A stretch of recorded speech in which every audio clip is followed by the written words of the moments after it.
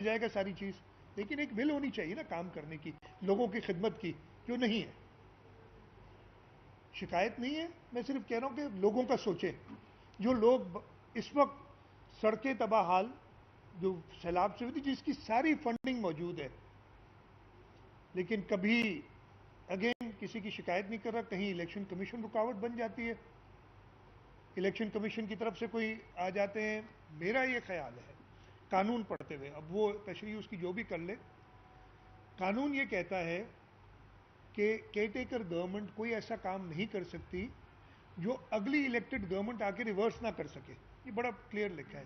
اس کا مطلب یہ ہے کہ کیئر ٹیکر گورنمنٹ وہ بھی کوئی کام نہیں کر سکتی, ریورس نہیں کر سکتی کوئی ڈیسیشن جو پچھلی گورنمنٹ کر کے گئی ہے. اور میں صرف ڈیولپمنٹ کے حوالے سے کہہ رہا ہوں, لوگوں کی خدمت کے حوالے سے کہہ رہا ہوں.